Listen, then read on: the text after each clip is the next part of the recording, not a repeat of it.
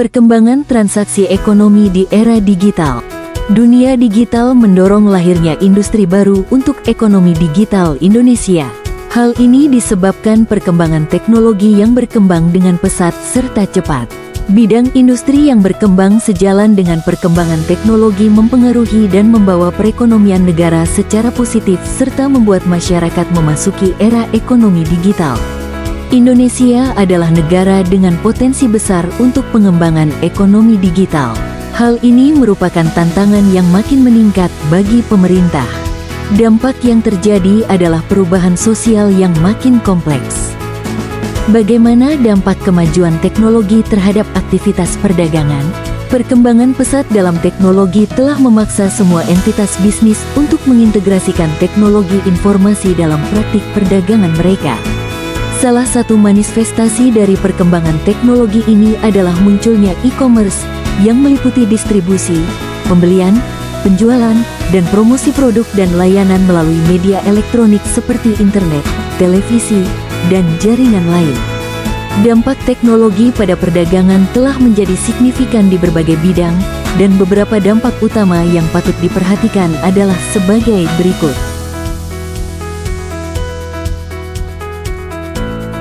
A. Globalisasi perdagangan. Teknologi telah mempercepat globalisasi perdagangan dengan memungkinkan bisnis untuk berhubungan dengan konsumen, pemasok, dan mitra secara global. B. E-commerce. Perkembangan teknologi internet telah mendorong pertumbuhan e-commerce. Hal ini memungkinkan bisnis untuk menjual barang dan jasa secara online ke pasar yang lebih luas dan meningkatkan efisiensi distribusi, sehingga konsumen mendapatkan kemudahan dalam mencari, membandingkan, dan membeli secara online. C. Blockchain. Inovasi blockchain telah merevolusi sektor keuangan dan perdagangan. Dengan sistem desentralisasi, transparan, dan aman, blockchain meningkatkan keamanan dan keandalan transaksi. Keuntungan menggunakan e-commerce. 1. Variasi produk dan layanan lebih banyak. 2. Jalur distribusi lebih pendek, langsung dari produsen ke konsumen. 3. Sistem pembayaran lebih mudah, perbankan dan uang elektronik. 4. Dapat berbelanja kapan saja dan di mana saja selama ada internet. 5. Harga bersaing karena biaya operasional lebih rendah. D. Analisis dan pemrosesan data. Kemampuan untuk memproses data dengan cepat, analisis canggih, memungkinkan bisnis untuk membuat keputusan berdasarkan data yang akurat dan tepat waktu, meningkatkan efisiensi rantai pasok dan respons terhadap tren pasar. E. Internet of Things, IoT. IoT meningkatkan efisiensi perdagangan dengan mengintegrasikan sensor yang memberikan data real-time mengenai kondisi dan lokasi barang, memfasilitasi manajemen yang lebih baik. F. Keamanan transaksi dan perlindungan data. Kemajuan dalam keamanan teknologi termasuk enkripsi dan otentikasi dua faktor, meningkatkan kepercayaan konsumen dalam transaksi online dan mengurangi risiko kebocoran data dan penipuan. G. Robotika dan otomatisasi. Penggunaan robotika dan otomatisasi dalam produksi dan distribusi meningkatkan efisiensi dan mengurangi biaya, memberikan keuntungan kompetitif dalam perdagangan global. H. Keterlibatan pelanggan. Teknologi memfasilitasi interaksi yang lebih efektif antara bisnis dan pelanggan melalui media sosial, chatbot, dan platform lainnya, meningkatkan keterlibatan pelanggan dan memberikan umpan balik untuk peningkatan produk dan layanan.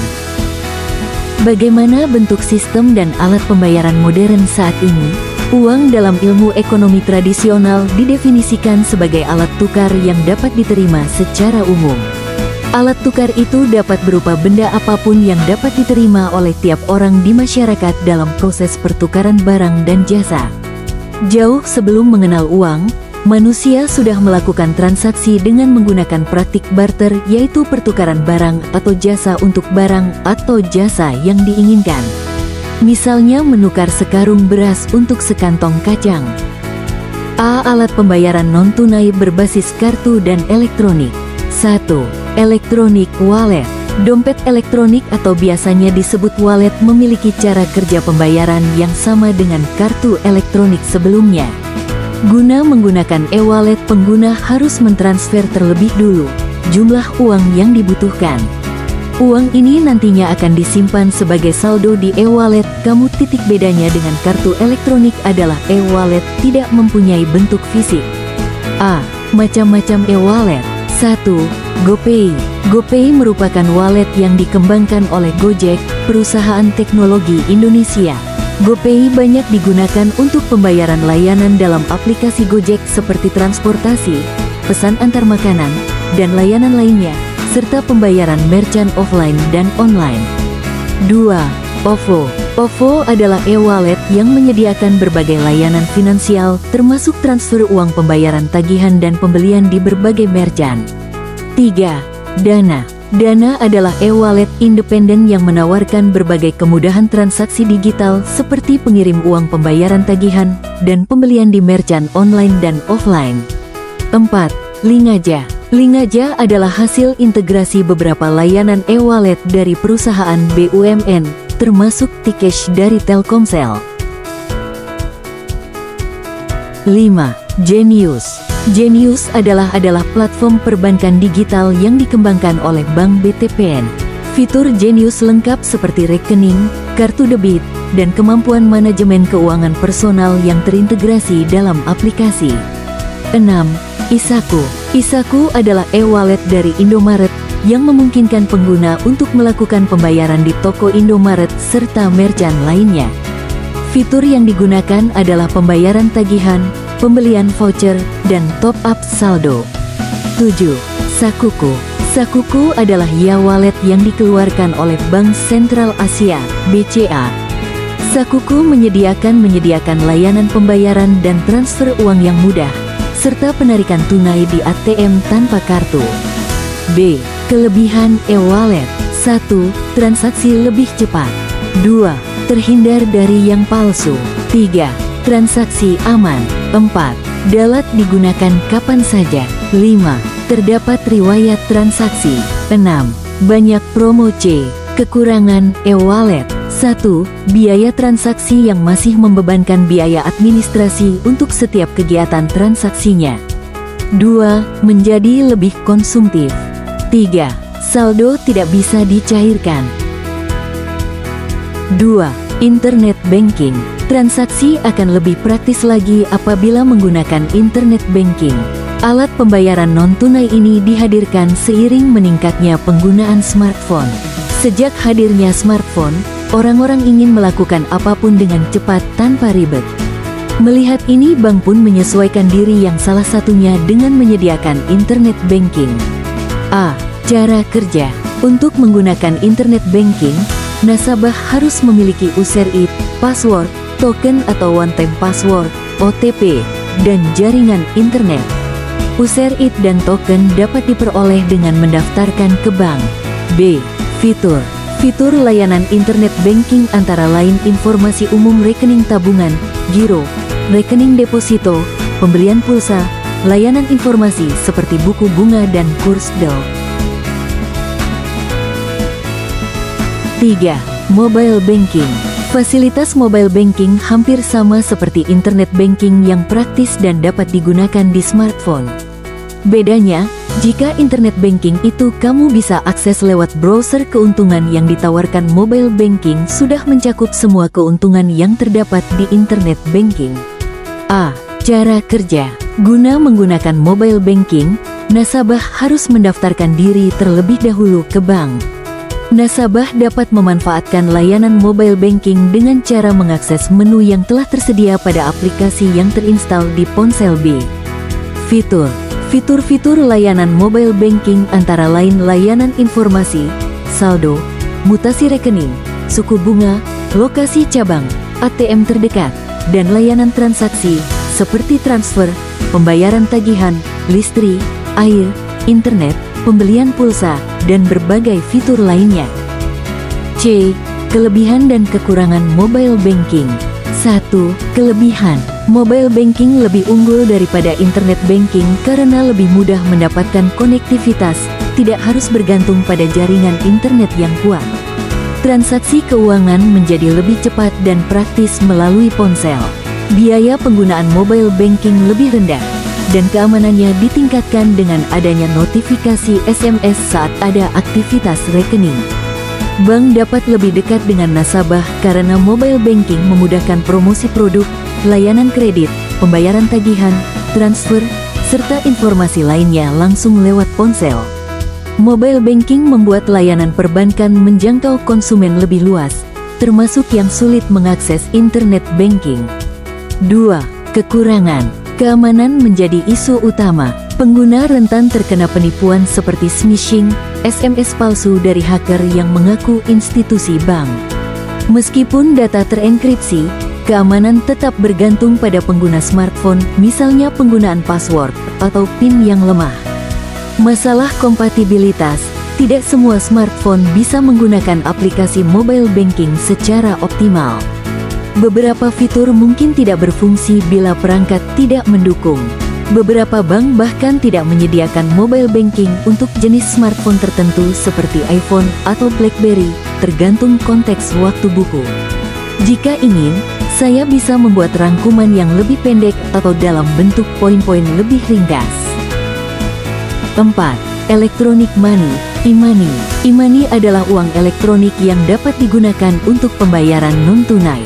Pengguna harus mengisi saldo terlebih dahulu sebelum memakai e-money. Contoh e-money, Mandiri e-money, Flash BCA, dan Breezy BRI. Kelebihan e-money. 1. Ringkas dan praktis. E-money mudah dibawa, tidak memerlukan PIN atau tanda tangan, dan pembayaran cukup ditempelkan pada mesin. 2. Mencegah peredaran uang palsu. Penggunaan e-money mendorong terbentuknya cashless society yang mengurangi peredaran uang palsu. 3. Mengurangi tindak kejahatan. Karena bentuknya kecil namun bisa menyimpan nilai uang besar tanpa terlihat mencolok, risiko kejahatan lebih rendah dibanding membawa uang tunai. 4. Mudah dalam melakukan pengisian uang. Jika saldo e-money habis, kamu tidak perlu lagi keluar rumah untuk ke ATM atau mengantri di bank. Hal ini dikarenakan pengisian saldo bisa dilakukan dengan mudah secara online.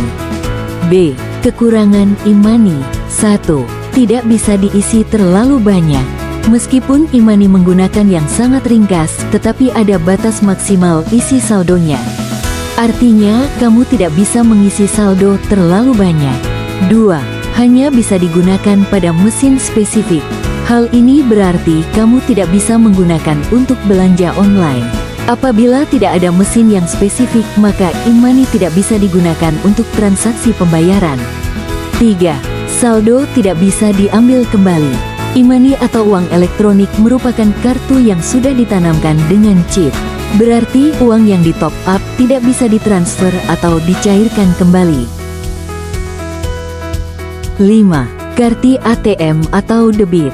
Kartu ATM, debit adalah alat pembayaran non-tunai yang memudahkan penarikan uang, transfer, dan pembayaran tanpa harus datang ke bank. Dengan kartu ATM, debit, transaksi dapat dilakukan melalui mesin ATM atau mesin EDC selama saldo mencukupi. A. Pihak-pihak dalam penyelenggaraan kartu ATM, debit. 1. Pemegang kartu pengguna kartu ATM, debit. 2. Prinsipal lembaga yang mengatur aturan dan jaringan antar anggota. 3. Penerbit bank, lembaga yang menerbitkan kartu ATM, debit. 4. Acquirer bank, lembaga yang bekerja sama dengan merchant untuk menerima pembayaran kartu debit. 5. Merchant penjual barang, jasa yang menerima pembayaran dengan kartu debit. 6. Penyelenggara clearing bank, lembaga yang menghitung hak dan kewajiban keuangan para pihak. 7. Penyelenggara penyelesaian akhir bank, lembaga yang menyelesaikan kewajiban transaksi antar penerbit dan acquirer.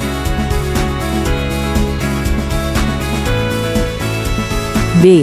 Manfaat kartu debit. 1. Memudahkan transaksi seperti tarik tunai, transfer antar rekening, dan pembayaran melalui ATM. 2. Mempermudah belanja tanpa perlu membawa uang tunai. C. Kelebihan penggunaan kartu ATM, debit. 1. Efisien dan praktis, transaksi cukup dengan menggesek kartu di mesin EDC. 2. Bisa digunakan untuk jumlah besar, Selama saldo cukup, transaksi dapat dilakukan tanpa batas seperti uang tunai. 3. Tidak berutang. Berbeda dengan kartu kredit, menggunakan kartu debit tidak menimbulkan utang. 4. Bisa tarik tunai, pengguna mudah mengambil uang jika diperlukan. 5. Tidak ada cicilan atau biaya bulanan, karena hanya memakai saldo tabungan sendiri. D. Kekurangan kartu ATM, debit. 1. Promo lebih sedikit, jarang ada promo dibanding kartu kredit. 2. Rawan disalahgunakan, misalnya oknum kasir menggandakan data kartu melalui double swipe. 3. Mesin sering bermasalah, transaksi dapat gagal jika mesin EDC, error, sehingga tetap membutuhkan uang tunai sebagai cadangan. 4. Hanya dapat digunakan jika saldo mencukupi, tidak bisa digunakan untuk transaksi yang melebihi saldo. 6. Kartu kredit. Kartu kredit adalah alat pembayaran non-tunai yang memungkinkan pengguna bertransaksi terlebih dahulu, lalu membayar tagihan ke bank di kemudian hari. Transaksi yang dilakukan bank akan ditagihkan setiap bulan dan harus dilunasi, biasanya dengan bunga tertentu. A. Jenis kartu kredit. 1. Silver lebih besar dari limit rendah tanda kurang lebih Rp 4-7 juta, untuk penghasilan minimal tanda kurang lebih 3 juta rupiah. Bulan. 2. Gold lebih besar dari limit lebih tinggi tanda kurang lebih Rp 10-40 juta, untuk penghasilan minimal tanda kurang lebih 5 juta rupiah. Bulan. 3. Platinum lebih besar dari limit besar tanda kurang lebih Rp40 juta 1 miliar, untuk penghasilan minimal tanda kurang lebih 180 juta rupiah. Bulan. 4. Kartu kredit spesial lebih besar dari diberikan berdasarkan pertimbangan bank tertentu, eksklusif. B. Cara mendapatkan kartu kredit. Bank menilai kolektibilitas atau riwayat kredit calon nasabah. Proses penilaian menggunakan SLIK, Sistem Layanan Informasi Keuangan OJK, untuk melihat rekam jejak finansial, pendapatan bulanan, riwayat pinjaman, dan kemampuan bayar menjadi pertimbangan utama. C. Keuntungan menggunakan kartu kredit. Gelombang dapat tarik tunai di ATM. Gelombang memudahkan pembayaran tagihan. Gelombang limit dana lebih besar daripada uang tunai yang dibawa. Gelombang mempermudah transaksi online dan offline. Gelombang banyak promo dan diskon. Gelombang membangun reputasi kredit. D. Kerugian menggunakan kartu kredit. Gelombang denda keterlambatan pembayaran besar. Gelombang membuat pengguna cenderung boros.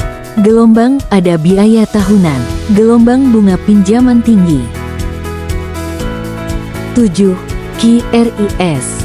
QRIS adalah standar nasional kode QR yang dikembangkan oleh Bank Indonesia untuk menyatukan berbagai jenis QR dari bank maupun non-bank. Dengan QRIS, semua pembayaran digital bisa dilakukan hanya dengan satu kode QR. A. Manfaat QRIS untuk merchant. 1. Transaksi lebih cepat dan efisien, lebih besar dari cukup menyediakan satu QR Code untuk menerima pembayaran. 2. Meningkatkan pilihan pembayaran, lebih besar dari pembeli bisa menggunakan e-wallet apapun. 3. Mengurangi risiko uang palsu, lebih besar dari pembayaran non-tunai, lebih aman. 4. Pendaftaran mudah, lebih besar dari merchant, cukup daftar QRIS tanpa perlu mendaftar e-wallet atau bank satu persatu. 5. Transaksi tercatat otomatis, lebih besar dari riwayat pembayaran, mudah dilihat dan dikelola secara real time. B. Manfaat QRIS untuk konsumen. 1. Banyak pilihan pembayaran, lebih besar dari semua aplikasi pembayaran bisa dipakai untuk memindai satu kode QRIS. 2. Transaksi cepat dan praktis, lebih besar dari tidak perlu uang tunai atau menunggu kembalian, lebih higienis dan efisien. C. Karakteristik QRIS. 1. Universal, lebih besar dari satu QR Code, dapat menerima pembayaran dari semua aplikasi, sehingga tidak perlu banyak jenis QR berbeda. 2. Gampang, lebih besar dari transaksi mudah, cukup satu kali pemindaian menggunakan aplikasi pembayaran. 3. Untung, lebih besar dari merchant dan konsumen hanya memerlukan satu jenis QR Code, tidak perlu menyesuaikan tarif atau metode berbeda. 4. Langsung lebih besar dari pembayaran terjadi real time saat transaksi dilakukan. 5. Biaya transaksi, MDR, lebih besar dari merchant dikenakan biaya MDR sekitar 0,7% yang sebagian dipakai untuk pembiayaan switching jaringan pembayaran.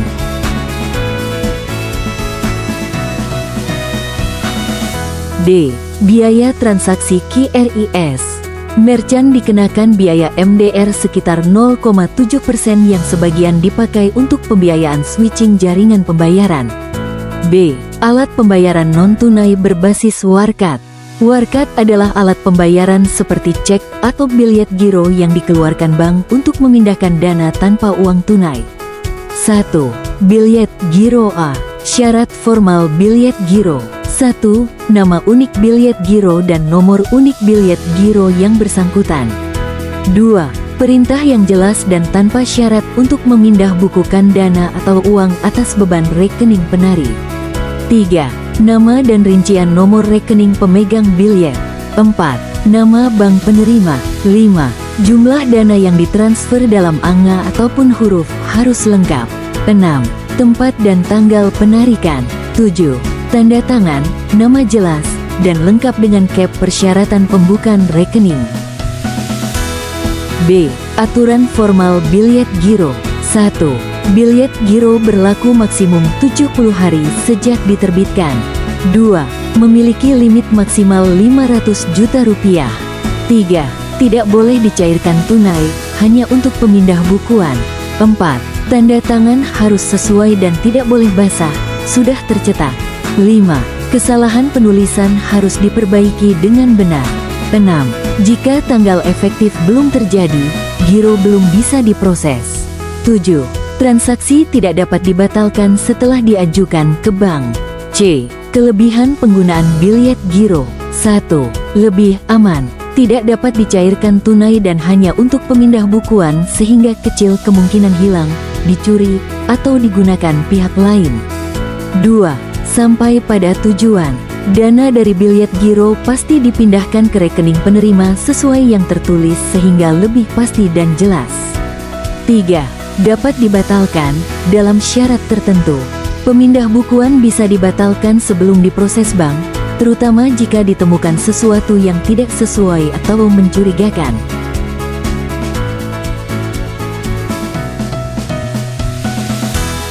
D. Kekurangan biliet giro. 1. Tidak bisa dicairkan dalam bentuk uang tunai. 2. Penarikan hanya dapat dilakukan oleh pihak yang namanya tercantum pada biliet giro. 3. Nama bank penerbit sangat berpengaruh. Kadang bank lain menolak jika ada kekeliruan nama atau penulisan. 4. Jika ada salah tulis, bisa menyebabkan pemindah bukuan ditolak dan menyulitkan transaksi. 2. Nota kredit. Nota kredit digunakan untuk memindahkan dana non-tunai kepada nasabah bank lain atau bank yang sama melalui proses clearing. A. Tujuan nota kredit. 1. Memperbaiki kesalahan transaksi. Digunakan untuk mengoreksi atau memperbaiki kekeliruan dalam proses bisnis, misalnya jumlah yang salah. 2. Penyelesaian masalah transaksi. Jika terjadi masalah antara penjual dan pembeli, seperti barang rusak atau kurang, nota kredit digunakan sebagai penyelesaian. 3. Bukti laporan keuangan. Nota kredit menjadi bukti resmi dan akurat untuk laporan bisnis tahunan. 4. Sebagai bukti pertanggungjawaban. Dapat digunakan sebagai bukti sah atas transaksi antara penjual dan pembeli. B. Unsur di dalam kredit note. 1. Nomor pesanan. Memudahkan penjual mengidentifikasi pesanan. 2. Informasi produk, jenis produk, jumlah, dan harga harus tercantum jelas. 3. Tanggal transaksi, penting untuk pencatatan dan laporan keuangan. 4. Alamat pengirim dan penerima, masing-masing harus tertulis jelas. 5. Ketentuan pembayaran, menjelaskan kesepakatan pembayaran, pengembalian biaya, atau retur barang sesuai perjanjian. 3. Nota debit. Nota debit digunakan untuk mengurangkan tagihan pembeli kepada penjual. Biasanya diterbitkan jika terjadi kesalahan harga, retur barang, atau potongan tertentu. Prosesnya dilakukan melalui bank dan clearing. 4. Nota pemindah bukuan, telegraphic transfer. Alat pembayaran non-tunai berupa bukti penerimaan dana dari tempat lain, dapat dipakai untuk transfer antar bank, antar kota, atau antar negara. Fungsi utama, sebagai bukti penerimaan uang dan dapat dipindah bukukan. Wesel harus ditandatangani oleh pihak bank dan penerimanya. 5. Kwitansi transfer, Wesel. Wesel adalah alat bayar non-tunai yang digunakan untuk transfer uang dari satu kota ke kota lain melalui kantor pos atau bank. Wesel biasanya dipakai ketika pengirim tidak bisa hadir langsung untuk mengirim uang. Fungsi wesel, sebagai bukti pembayaran, bukti pencatatan, dan bisa dipindah tangankan jika memenuhi syarat. A. Unsur wesel, pihak-pihak terkait, yaitu penerbit, penarik, tertarik, penerima, pemegang, dan endosen. Surat perintah yang mencantumkan tanggal dan tempat penerbitan. Perintah tanpa syarat kepada pihak yang ditarik untuk membayar sejumlah uang tertentu. Wesel diterbitkan oleh pihak yang memiliki piutang. A. Ciri-ciri wesel. Wesel membutuhkan akseptasi, persetujuan dari pihak tertarik untuk membayar. Penarik wesel dan pihak berkepentingan terdiri dari dua pihak, pihak yang berutang dan pihak yang berpiutang. B. Syarat penggunaan wesel. Menurut KUHD, sebuah wesel harus memenuhi beberapa syarat agar sah, yaitu 1. Nama pembayar, tertanggung, drawe, harus dicantumkan. 2. Perintah pembayaran jelas tanpa syarat. 3. Penentuan tempat atau lokasi pembayaran. 4. Kata, surat wesel, wajib ditulis dalam teks wesel. 5. Jumlah uang yang harus dibayar ditulis jelas. 6. Nama orang atau pihak yang dituju untuk menerima pembayaran. 7. Tanggal dan tempat penerbitan wesel. 8. Tanda tangan pihak penerbit wesel. 6. Cek. Cek adalah surat perintah tanpa syarat dari pemilik rekening giro kepada bank untuk membayar sejumlah uang kepada pihak yang tercantum dalam cek tersebut. A. Ketentuan cek. Untuk dapat membuat dan menggunakan cek, seseorang harus memiliki rekening giro di bank.